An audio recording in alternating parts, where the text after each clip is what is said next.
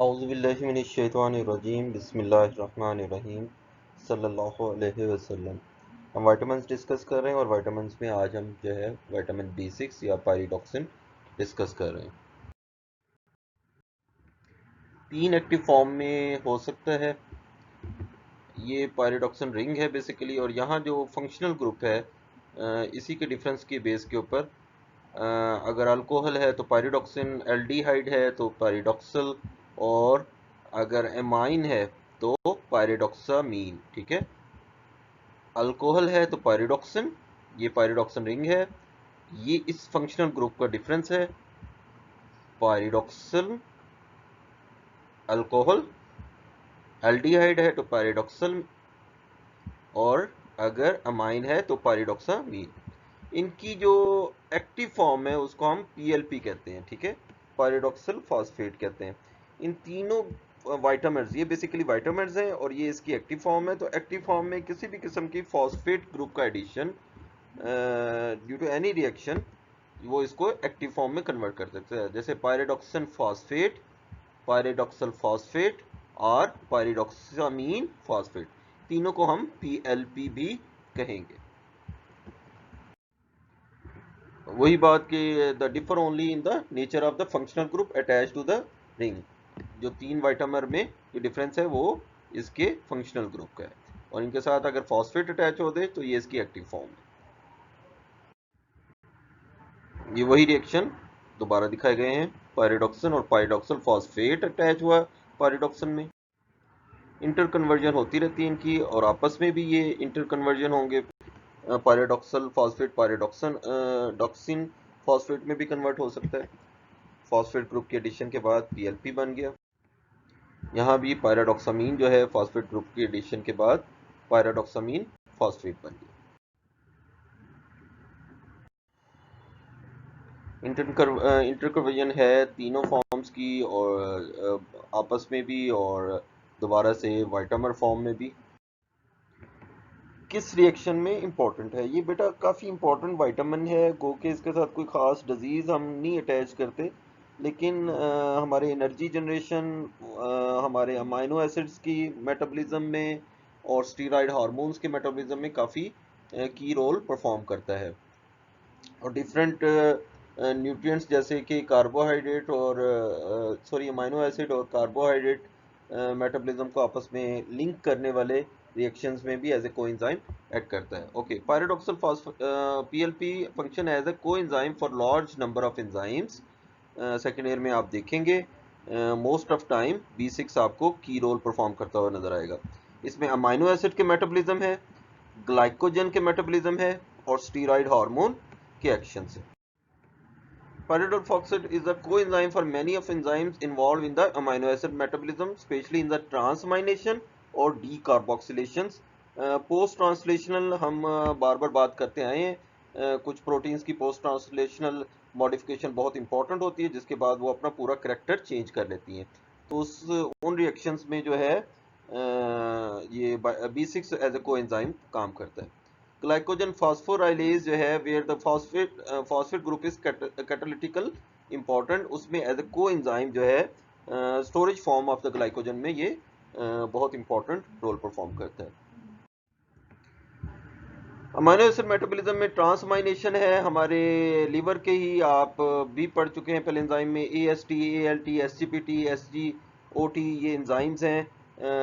ये बहुत की रोल परफॉर्म कर रहे हैं, दो अमाइनो एसिड की मेटाबॉलिज्म में रोल परफॉर्म कर रहे हैं, और आगे जाके इनसे एनर्जी सिंथेसिस भी होती है। हमारी अमाइनो एसिड यानी कि प्रोटीन मेटाबॉलिज्म जो है वो कार्बोहाइड्रेट मेटाबॉलिज्म में भी जो है वो लिंक कर रहा होता है। तो ये ट्रांस अमाइनेशन, ठीक है, एक अमाइन ग्रुप को फॉर अ टाइम बीइंग जो है कोएंजाइम यानी कि पायरिडॉक्सिन टेकअप करता है और उसको दूसरे जो है अमाइनो एसिड में कन्वर्ट करता है, जैसे ऑक्सैलो एसीटेट और ग्लूटामेट जहां कन्वर्ट हो रहे हैं एस्पर्टेट और अल्फा कीटोग्लूटारेट में। डीअमाइनेशन, किसी भी अमाइनेशन को अमाइन ग्रुप को निकाल कर जो है ये नया एक विटामिन सॉरी अमाइनो एसिड बना लेता है। डीकार्बोक्सिलेशन, इसमें मोस्टली जो हमारे न्यूरोट्रांसमीटर हैं वो वाले अमाइनो एसिड्स इन्वॉल्व हैं।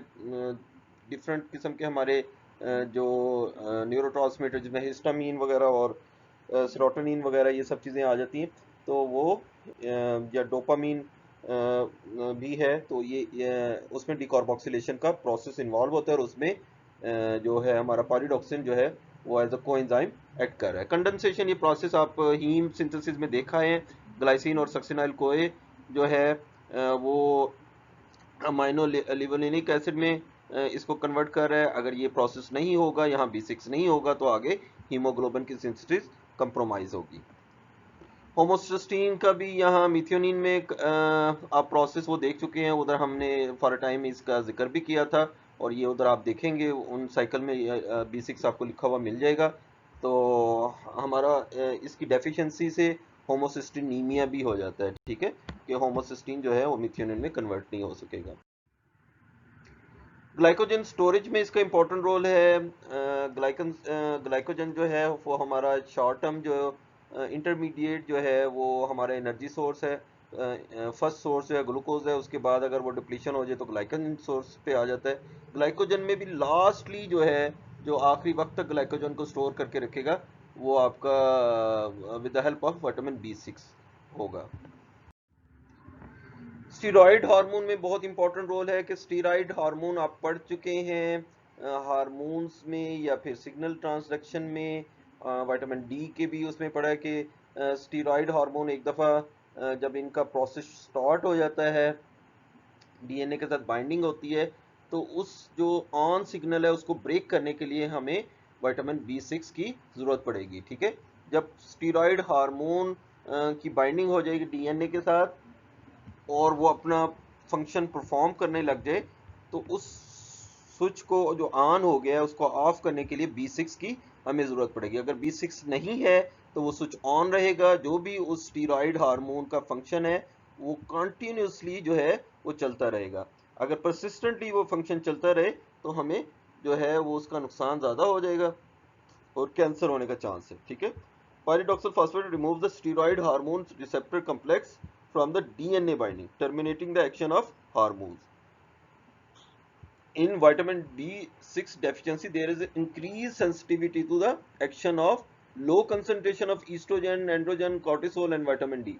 अगर विटामिन B6 नहीं होगा तो थोड़ी सी काउंट में भी ईस्ट्रोजन, एंड्रोजन, कॉर्टिसोल और विटामिन डी जो है वो अपना परफॉर्म जारी रखेंगे, और जो लो डोज भी इन हार्मोन्स की जो है वो आपको टॉक्सिसिटी लेवल प्रोवाइड कर देगी, और हार्मोन डिपेंडेंट कैंसर होने के चांसेस ज़्यादा बढ़ जाते हैं।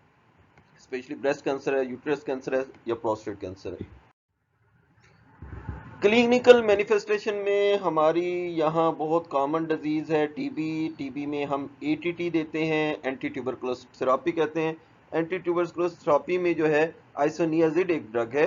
ये ड्रग जो है frequently use to treat tuberculosis and induces a vitamin B6 deficiency by forming an inactive derivative with the pyridoxal phosphate. इसको इनएक्टिव कर देती है विटामिन B6 को। विटामिन B6 डेफिशिएंसी होगी तो जितने भी इसके इंपॉर्टेंट काम है अमाइनो एसिड मेटाबॉलिज्म में, ग्लाइकोजन में, स्टीरॉयड मेटाबॉलिज्म में, वो सारे कंप्रोमाइज हो जाएंगे, जिसकी वजह से मल्टीपल इशू आ सकते हैं, ठीक है।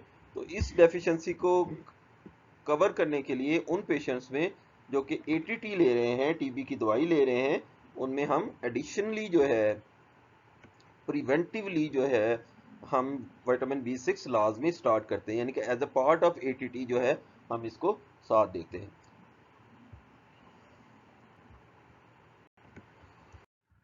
वीटा 6 के नाम से ये टैबलेट आती है, एटीटी में हम साथ इसको जो है वो शुरू कर देते हैं। डेफिशिएंसी मैनिफेस्टेशन में बहुत ज़्यादा हैं, पर्टिकुलर कोई एक डिजीज़ जो है वो एफिलिएट नहीं है, लेकिन विटामिन B6 डेफिशिएंसी की वजह से मल्टीपल हमारी जो मेटाबॉलिक प्रोसेस हैं वो कंप्रोमाइज़ होते हैं। ओवरऑल जो है पॉलीन्यूरोपैथी, कन्वर्जन है, डिप्रेशन है, कन्फ्यूजन के एलिमेंट ज़्यादा आते हैं।